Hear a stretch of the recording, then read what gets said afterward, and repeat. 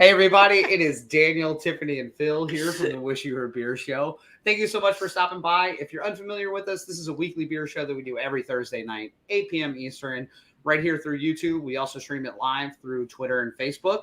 So that being said, see all our social medias, follow along everywhere we go, keep up with us as we drink individually and on the show. Make sure you visit wishyouwerebeershow.com, buy some merch, buy us a beer. Go nuts, do both. It's really up to you, dealer's choice, but I would prefer both. That being said, okay. For anything.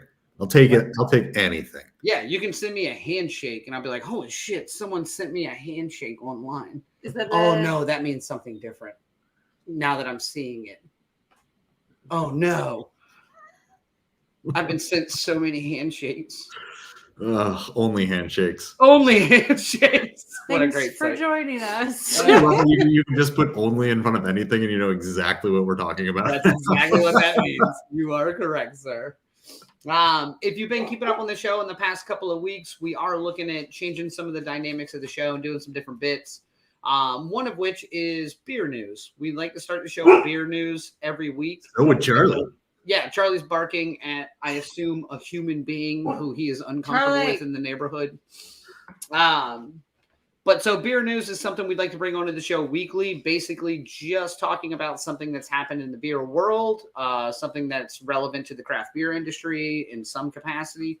And this week, I found a story that I was really excited about, even though it's not huge beer news, but Dogfish Head did a beer with Talea, which if you followed our show, we had Talea on some time ago and was lucky enough to talk with Tara for a good amount of time. Yeah, but a long time. They're an upcoming brewery in New York City, and they're doing really well for themselves. Yeah. Female owned, female brewed. Correct. It's. I would almost say they're not even up and coming now with this news. Yeah, true story. They've made their mark. So they're doing two beers. Dogfish Head did an IPA, and then they did a Goes with Talea. And they actually, so some of the brewers from Dogfish Head went to Brooklyn with Talea and sourced out like local ingredients for the Goes beer to bring it back and put in there. I call it Goes. Y'all can call it whatever you want. It is Goes. Nope, it's tomato. Okay. And if I'm paying for the beer, it's Gooses. The Gooses. Yeah. It's not a goose either. Pretty sure it's Gooses. Pretty sure it's Gooses. But the cool thing about this story that I thought was really neat is that Dogfish Head is obviously a massive brewery that's now owned by Samuel Adams. So for them to do something on the local scale with a brewery that is still considered a craft brewery, yep. That's cool on its own right. But also they're only going to release it on the East Coast. It's not going to be distributed. It's only going up and down the Eastern Shoreboard, which I thought is really cool because Dogfish Head historically used to do that with some of their one-offs. Yep. Being out of Delaware, they'd release it just up and down the coast. You'd never find it anywhere else. And you'd talk to your friends in California, and they're like, what the hell is 90-minute IPA? Never heard of it. Like, it's never made it out this far yet. So I thought that was kind of cool and kind of like a nice like homage back to their roots and to work with a somewhat of a smaller brewery and then to go source the ingredients in their local town as well. Like I dig that. And when we find it on the East Coast, I will share it with everybody. Yeah, absolutely. I think I'm not surprised by this, and I'm wondering if Sam Adams had a little bit to do with this sort of thing, with like them buying Dogfish Head and then hitting up a female, owned and operated brewery, nailing, and then Talea just nails those flavors so well that it's like they deserve everything that they're getting right now. It's like you make that kind of beer. They knew exactly the style to make with Talea, like so cool. Yeah. Although Dogfish Head, there goes a Sequench or whatever. Yeah, Sequench is really good. It is delicious. Yeah. It is a very good. That is a solid one. Yeah. Solid goosey. Goosa, I believe. Goosa. I apologize. Goosa. Yeah, it's Goosa. So this is our 168th episode, and no one knows how to pronounce this beer. Please. I love just throwing numbers on how many episodes we've done as well. This is our 4,937th episode. We're still idiots. Wow. I got to compliment your shirt, Daniel. Thank you. It's me and Tiffany in a hot dog. Which is your favorite food? Correct. So if you follow our individual social medias or our show's social media, you can find me eating at Dominion Dogs with some regularity, which is a food truck in our area. Or any other place that has a hot dog. Or any legitimate hot dog establishment. I'm not just going to buy a hot dog off the guy on the street, unless like the food truck looks good. And then I might. But historically, guys selling hot dogs on the street, it's not what you think. But Dominion Dogs is stellar. We seek them out with like every other weekend, anywhere we can find them. So I got a real hot dog problem. You do. I'm getting worried about it. On the internet forever. Okay. Real hot dog problem. Real hot dog problem. Okay. I said that online forever. All right. All things being equal, if you keep up with the show, as you know, we are going to have a beer tonight from a different brewery and a different beer than we've had, which is kind of the fun and exciting part of this show. Tonight we are having Tower of Flower. It is from AleSmith Brewing Company in collaboration with Beachwood Brewing. Yes. They're out of San Diego. I believe it's pronounced brewing. Oh, shit. Yeah. You're right. The G is silent. That's on me. Yep. Or is it? Nope. No, I was trying to make a goes. I know. I was like, Bruiser? Bruiser? Checking it out. Like, I got nothing. It's not even a goza. It's an IPA. I know, but I was just referencing back. But okay. yeah, I'm excited for this. AleSmith's been around for a long time and historically has made a lot of good beer. So I'm excited for this one. / hope it sucks. And just because I think that's fun. And I think it's great. I hope it sucks too because they're using all the classic. It's like such a classic IPA happening. Like I know all the hops in it. I know this, and it's like, man, if they did this and then it sucked, that would be fantastic. God, it'd be amazing. God, it would be. Could you even imagine? Oh, I'd love it. Vero says, seems some of us have already had a few beers. Yeah, it's Thursday. Of course we've had a few beers. That's the first one you've had at home. Yeah, but I had 7 before I got here. Oh. Yeah, you guys know the drill. Yeah, a few at work, then you come home. I tell you what, you can ask about my history and facts of the beers I've had today, and then we can... Did you just do something that's way out of order? What?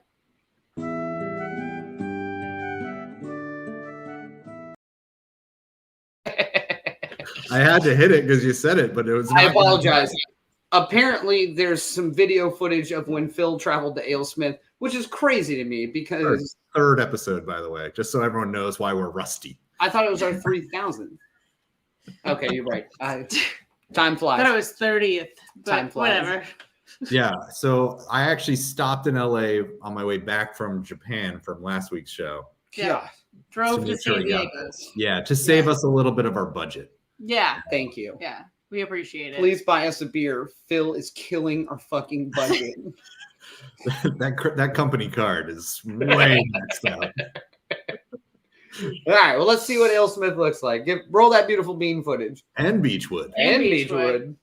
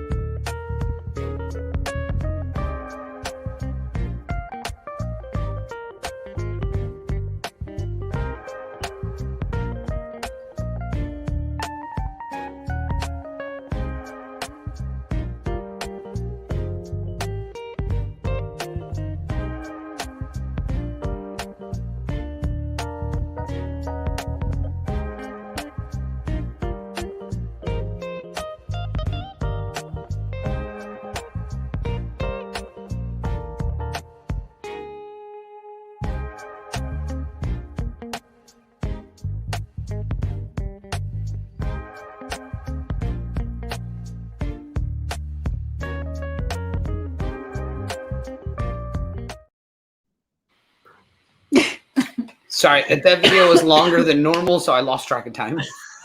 Same here.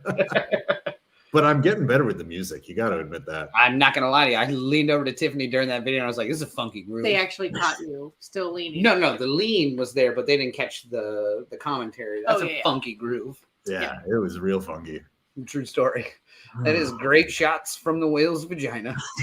San Diego, correct.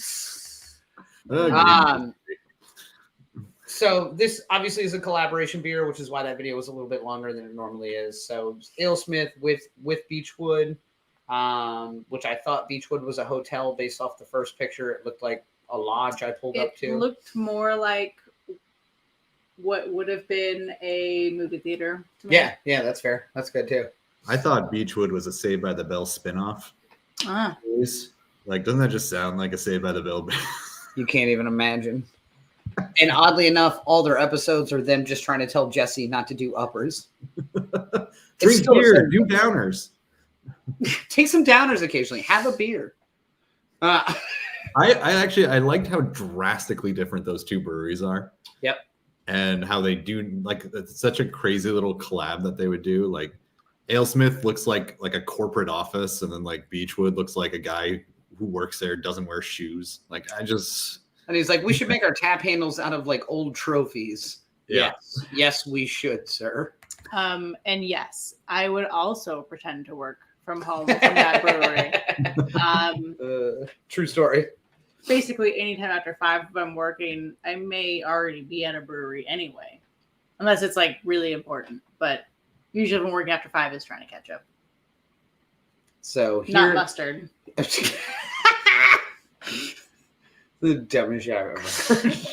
And I'm for it. You're welcome. It's a hot dog joke. Yeah, it is. Bring it back. Yeah, it is. Except for it's mustard and not ketchup, but that's fine. All right, so like I alluded to pre-recorded video of Phil's travels, we are having AleSmith's Tower of Flower in collaboration with Beachwood Brewing out of San Diego.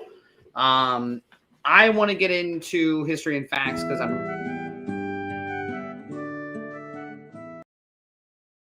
I'm ready to drink this beer. Yeah. So if you're unfamiliar with the show, we're going to do a little bit of trivia now, or history and facts. Sometimes about the beer, sometimes about the brewery, sometimes about whatever the hell either one of us want to make a question about.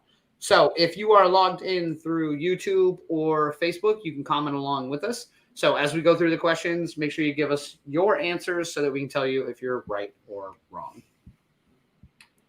Perfect. And we've got it over in the YouTube chat. So if you are over there in YouTube world, hanging out, leaving some amazing comments. Correct. Like Andrew says that brewery looks like it's where the Zoom stock backgrounds came from. True story. Yes. He's not wrong. Nope. You can also answer the trivia questions in there. That would be awesome. That way we can see how you are all terrible at trivia.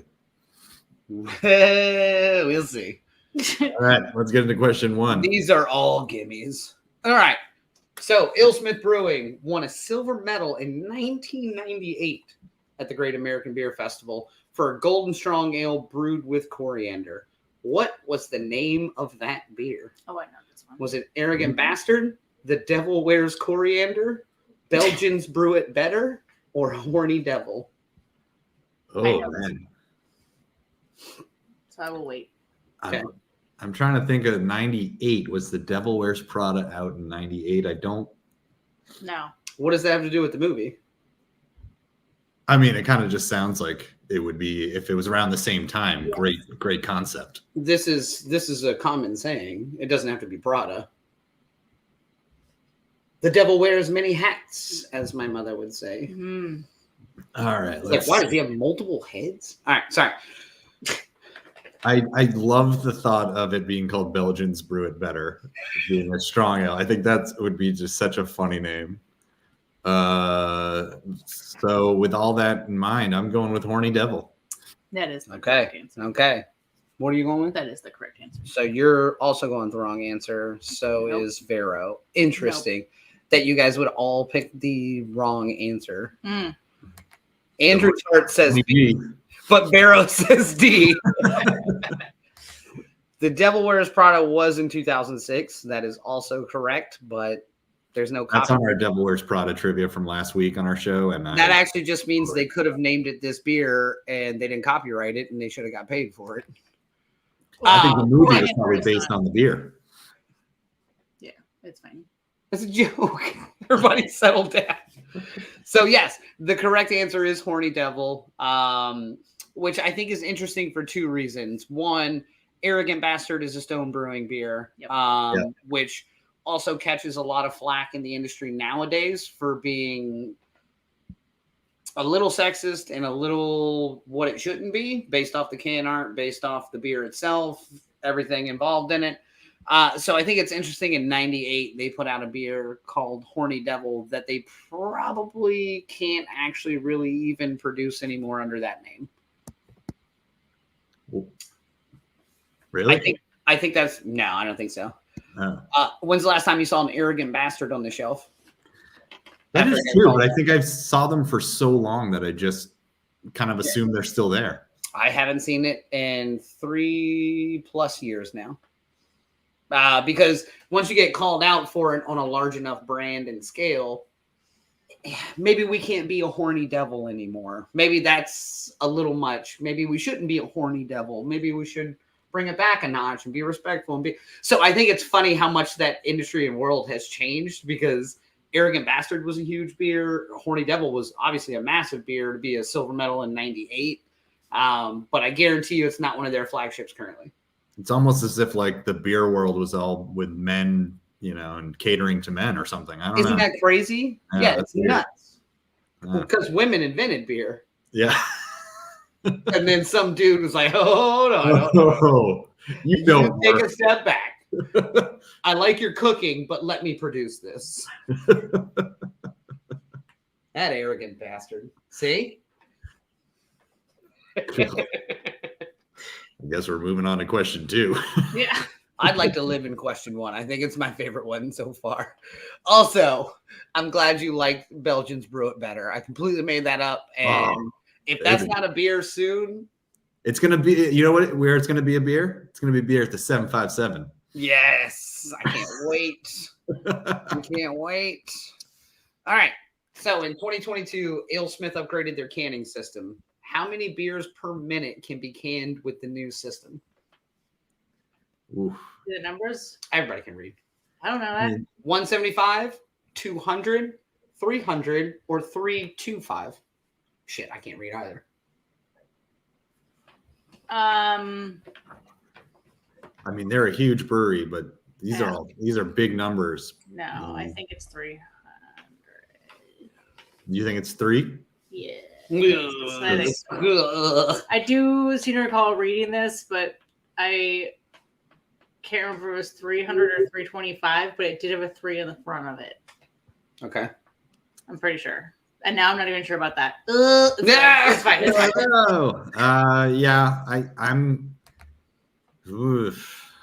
I'm going with fine. I'll just do the 325 then, and we'll just see what happens. Okay. One of us will be right, and it is you, because Well, Andrew's got your back. Andrew's got your back. So yeah, this is it. These are all, when you think about canning line systems and like some of the breweries that we normally spend time in, these are all huge numbers. Oh, 100%. Even 175 cans a minute is a huge number. Yes. But they did. They upgraded to a canning system that can do 300 cans a minute. Jeez. That is insane. Which, when you think about that, you got to think about the beer being put into those cans, how quickly they're going through it, the volume at which they can brew at. It's just an astronomical, crazy number, which is a lot of fun. But it also, the logistics of it just seemed like a crazy, crazy headache to me. Well, I guess that's why they are number 6 out of 33,000 breweries worldwide. Yep, 100%. And when you think about that scale or that size, that is nuts. With all the breweries worldwide, as many of them as we've had on the show or we've talked to or had beers from, they're kind of up there, which is nuts. It's crazy because that number was wild to me, that they're number 6, because it's like I know I recognized it, but I was like, at the same time I wouldn't think of them being that big. Yeah, true story. But then I looked up some of their like the photo with all their beers, and I was like, oh, I've had like 3 or 4 of these, and I don't think I ever put it together. Yeah, me either. So like when we logged into like the YouTube initially, and it showed like the quiz of like, have you had an AleSmith beer before? I was like, yeah, of course we have. And I didn't really think about the size at which they're at. Like, I don't know, it doesn't come across that way. Yeah, and I'm not really sure. I'm not sure why it doesn't, but I mean, I think that's probably a good thing. If you're the 6th like brewery out of those numbers, it's probably a good thing you don't come across that way. That's the idea. Nice. Lovely. Yeah, that's not too shabby. Yeah. All right, that being said, we're 2 questions through 4 questions. So we're halfway through trivia, which means we do get to crack this beer so that we can try it, drink it throughout the rest of the show before we give it a review.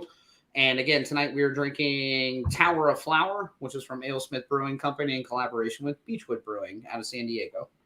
So as always, because I suck at life and we've drank a shit ton of beers, I'm going to let Tiffany pour my beer because I'm miserable. Open it? Yes, I will open it. She shall pour it. There we go. great. Quite the AleSmith. No, that's not a thing. Never mind, that's not a thing. Tower of Flower. Tower of Flower. Let's get into it. All right. So, and Peter, I apologize if your last name is not pronounced Zine, but that's how I'm going to pronounce it. So, Peter Zine, who owns AleSmith, also has a side hobby that turned into part of the business. What additional product does he make and sell out of the brewery? Is it chocolate, cheese, honey, or barbecue? Well, you know, me and Peter are pretty close friends, which is why I know the answer to this one. Yeah. This This is an interesting one because all these fit into the beer world. Any one of these could be correct. Yeah. I'm trying to think what goes well. Oh, man. Well, you're saying product, which is kind of, I can't tell. Are you saying barbecue sauce here, or is he selling barbecue? This is really a loaded gun, Phil. This is a tough one. So I'm going to cut out barbecue because I think product is more of a product. So I thought honey was what I was going with. I mean, these are all in the beer world, so they're all great. Yeah. I'm just trying to think of if you're selling something out of the brewery for me.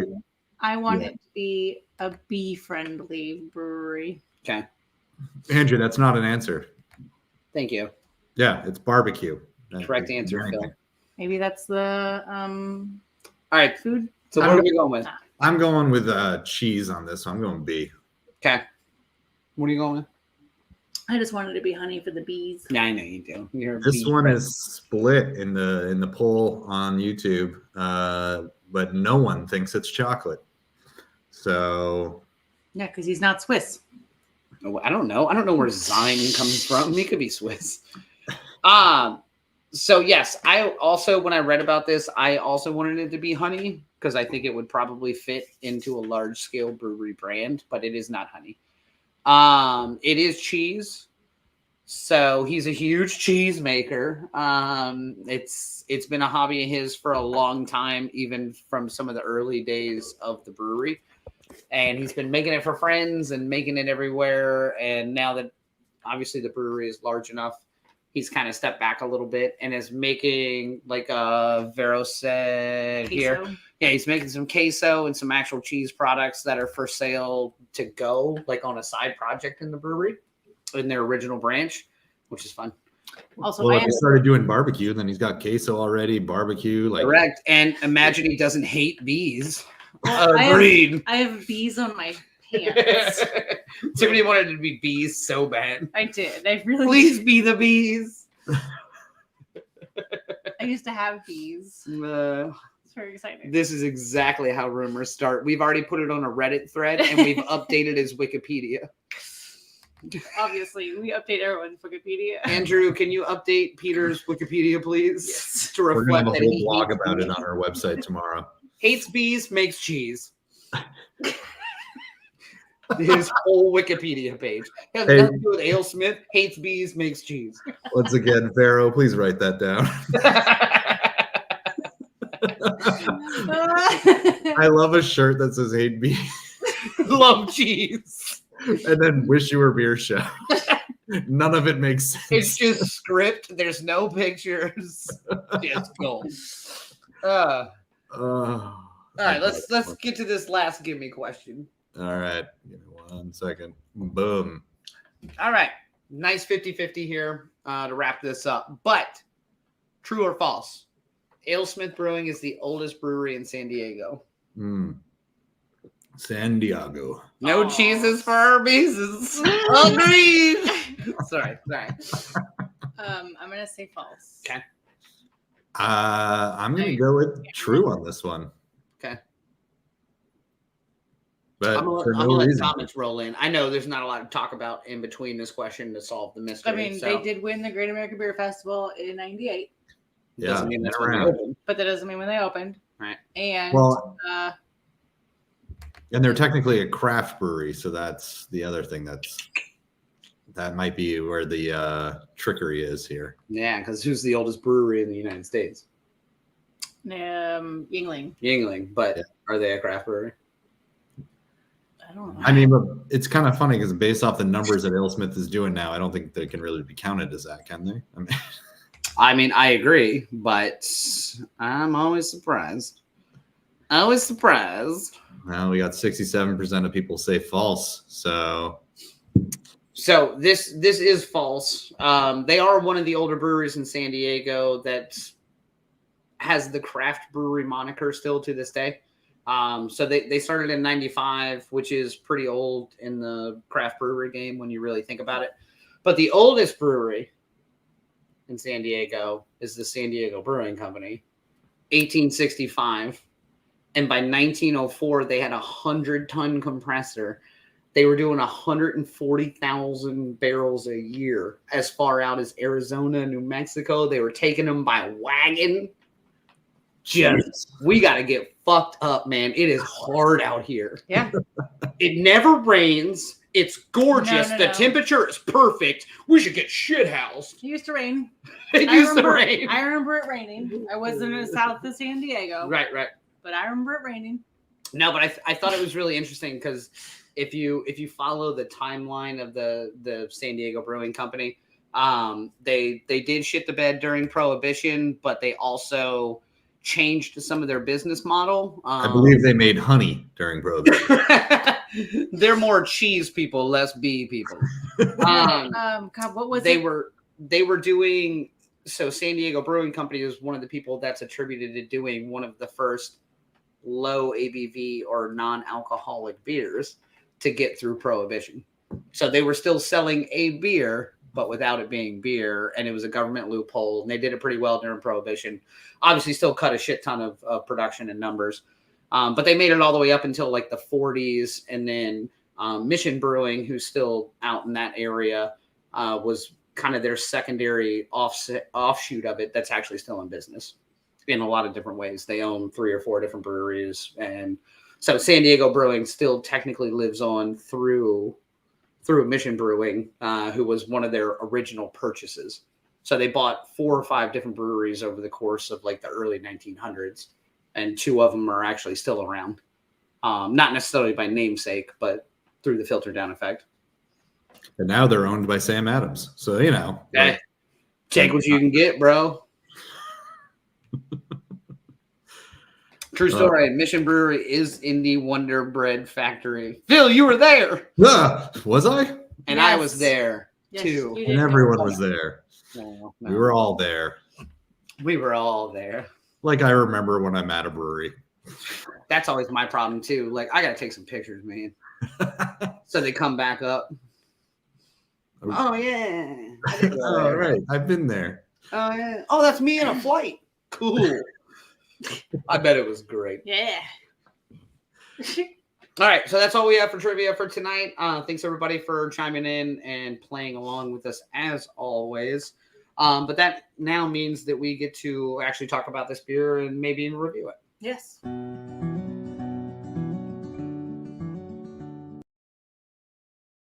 All right. So if you're unfamiliar with the show, this is where we're actually going to review the beer. We do use Untappd to review our beers. So make sure you follow our individual Untaps and our show Untappd down in the About section. It's 1 bottle cap for being the worst thing you've ever tasted, and 5 bottle caps for being Jesus come. Oh, I threw it out. Oh, okay. It's a beer show. Oh. Yeah. So that being said, Phil, I'd like you to tell me if you would drink this again. Yeah. Well, hold on. You know what's crazy about this beer is that I haven't really even thought about it while drinking it. Mm-hmm. And I know that we're supposed to be doing that, but I think that actually goes to show what kind of beer it is. That's fair. You know, like I didn't drink it and go like, whoa, that's different. That's weird. I was just like, this just, it tastes like a beer. Like it tastes like a good old IPA. Like no complaints. It's hard to rate a beer like this, I think. Yeah, I agree. Because there's so many kind of like it. They're using all the classic hops. They're just I don't know, but I'm really enjoying it. But I'm not like thrilled. I'm not like excited, but like, would I just want this in the fridge? Sure, it's a great beer. Yep.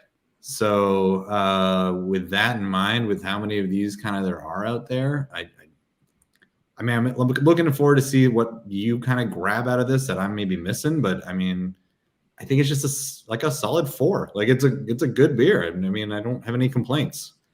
Yeah, but it's hard. It's like I can't tell if it should be lower because I'm not excited about it, or if it should be higher because it's so well done. Like I don't know. I'm struggling with this one score wise. So for me, a solid 4 just feels like the way to go here. Okay. I can understand that. And I don't disagree with you. I think it does everything that it needs to do.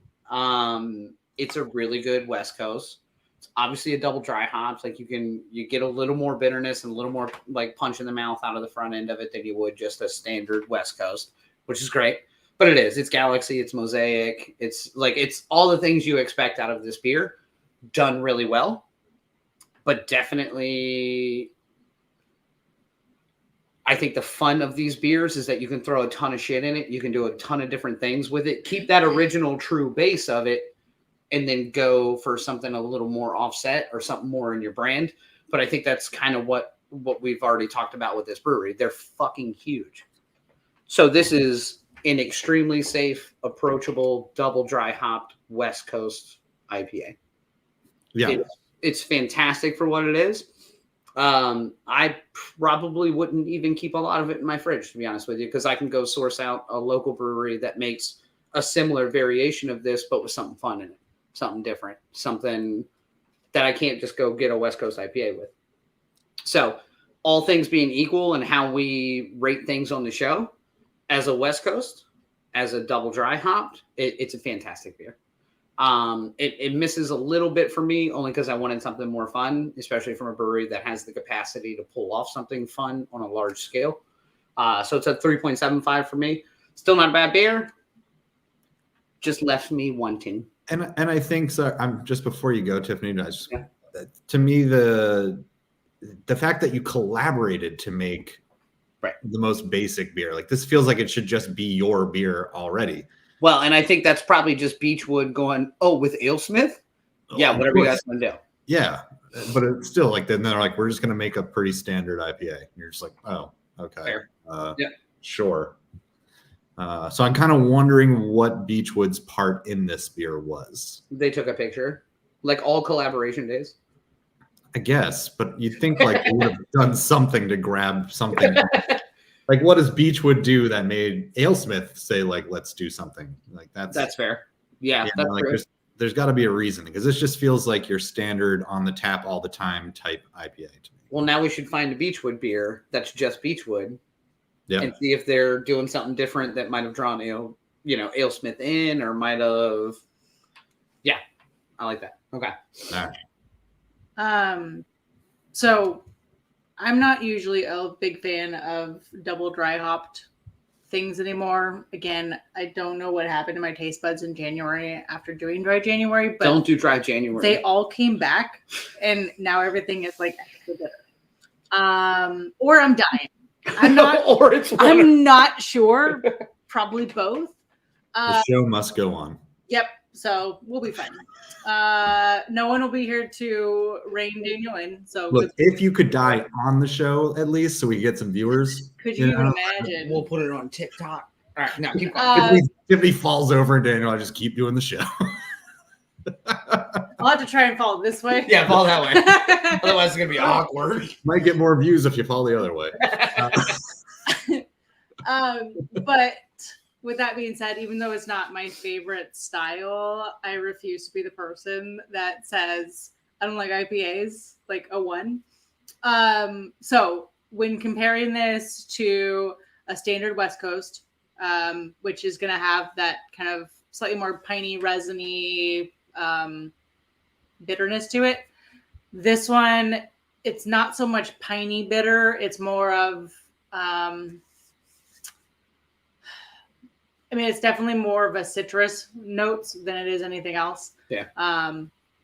It says it has like melon and peach and passion fruit. I'm not really getting a lot of those, and I don't know if a lot of it just has to do with the fact that it is a little bit older can. It's 3 months, and usually with IPAs, you don't want to drink anything over 3 months. That's so it also could a also be possibility. like that's kind of why it's just so hoppy to me and like so bitter. So I can't quite determine if it's because it's a 90-day-old can or if it is because I just am not a huge fan of this style. But with that being said, I'm going to give it 3.75. It's not bad, not something I would seek out. Fair. Yeah. I'm kind of wondering why they even called it Tower of Flower. It just seems I know. like I really want it to be waste of a name. floral. Yeah. I want it to be a floral one. I'm sure somebody will drink it and pick out a ton of floral that has a different palate than us, but I mean, the fact that all 3 of us aren't picking up on it. yeah, maybe it should start their own show. I also enjoy how like kind of bored we are with this beer, and yet we're still getting a 3.75, and I think that speaks for the beer. Like, Yeah, no, exactly. The style of it is done. It is correct. It is exactly what it should be. It didn't strike any real takeaways for it. Yeah, I just feel like I've had this beer a million times. I think that's kind of how I'm feeling. Yep. All right. Absolutely. It's drinkable. Yes. Yep. Like, End of the week. So we gave Tower Flower from Alesmith and Beachwood Brewing 3.75 on the show. It's locked in. Everyone's keeping score at home, so I don't really know. What that Don't means. lock me into this rate, man. Locked in. Change. Locked in. Now All we right. get in my favorite portion of the show. So in this portion of the show, we've given it a 3.75. We've talked about it. Let's find out what all of the incredibly, the beer world, what they The think. savants. Yeah, the people who really know beer. So we're going to take a look at Untappd, where we score out all the beers. They love it. Let's do it. All right. Let me enlarge my screen. No rating because this is clearly past its prime. However, at less than 90 days post canning, I have to admit this seems even older than it is. Maybe it wasn't handled very well before it got to me. This was also my concern with a 90-day, like Tiffany was talking about. Like it's right on the cusp of being. We probably are going to get some off flavors out of this because of how old it is. So I don't care for Ben because he checked this in at Chernobyl with an American flag behind him, but I almost kind of agree with him. Yeah. And I don't think Ben is handled very well in life. So What do you think?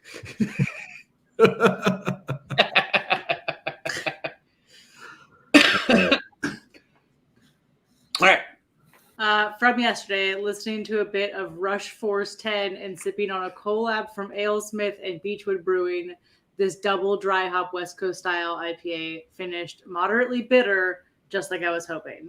And again, I don't disagree with that statement. Yeah. It does exactly what it needs to do, but sir, your can is going to and your glass is going to condensate on that computer. Yeah. Please do not put your shit on your keyboard. I was concerned too because at first I thought it was a Mac, and I was like, this guy's got money. And then I was like, oh no, it's an HP. Like Definitely an HP. Yeah. You can spill all over that thing. You think somebody who likes Rush can afford a Mac? I like Rush. What kind of computer you got? I have a work computer. I I just don't. necessarily need another one. Right. I could get a Mac for work, but then Phil, we use Microsoft products, and Phil, you a Rush fan? Oh, big Rush fan. What kind of computer you got? It's actually a Dell. Fuck you. You have a Mac and you've never listened to Rush a day in your life. Next slide. All right. Muted for West IPA. Not a West Coast. Muted for West IPA. No citrus. Lacks. I've never seen that word in human beings. They had a song. They had a song called "Bring Me to Life." Yeah. I believe that's who he's talking about. They did a collaboration with a little lesser known band called 12 Stones. It was one of their first hits. It was a Christian band. They were coming from a label. Anyway, I love that he's like muted, no citrus, lacks effervescence, 3.75. Best beer I've ever had. I mean, but maybe that's exactly kind of what he's thinking. Like it's like just like what we're saying. Like it's great, it's fine, but it's good, but it's like yeah, that's fair. I kind of appreciate the score. He's like, yeah, but it's still like a good beer. So how did he have this at 8:03 on June 23rd and it is daylight outside and he's at the pool though? I mean, it was daylight at 3 or 8 earlier. Yeah, late check-in, you know? Yeah, that's right. He did it later in the night. That's what it is. I refuse to believe that wherever he is lighter longer than ours. Okay. The Earth is flat. Oh. So it's always the same. Next everywhere. review. Oh, next review. Oh, yeah. So I made 2 because I didn't have photos, but yeah. I just want to make sure we had things. All right. Bright floral and piney aroma is quite nice. Body is light on feel with a subtle sweet melon and orange underneath. I don't get any of that. And subtle zing of peppery hops. No. Nice dry finish as well with a bit of orange lingering. Orange all day long. Some of the peppery stuff. So this guy got it in Los Angeles. Yeah. So this might be what it tastes like when it's super fresh. And he hated it. It's weird how much detail he goes into, and the last guy was just like 4. This guy's like all this detail, and he's like 3.25. Yep. Crazy. And then Chandler. Poor Chandler. OG West Coast style IPA, dry and bitter, like good IPAs used to be. He's living 3.75. Like a fucking boomer. Just like IPAs used to be. Back when men were men. Back when people fought for their country. Okay. I always love when people reference like IPAs used to be. Yeah. Who the fuck are you, Chandler? You're probably like 13. Don't act like you've been drinking IPAs since before IPAs. I remember getting off the boats at DJ. We cracked an IPA right after we beat those krauts. I remember when they were shipping them to us when I was in India. Oh, man. Fucking Chandler. Well, overall, decent beer. You know, good beer. Not mad about it. But you know what? What?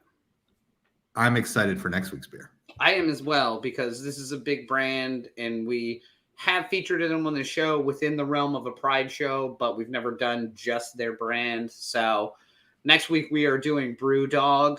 We're going to try their Elvis juice, which is probably one of their more produced and heavily rotated beers. So I'm excited for that as well. I've already bought an Elvis costume, in case you're wondering. He already had it. He didn't purchase it for this show. No, he's always wearing it. Duh. It's underneath this hot dog shirt. Come on. See what I did there? See what I did there? I've already been working on it. Okay. Yes, next week's beer is controversial. We may or may not touch on why. There's a lot of litigation involved still. We don't want to get anything.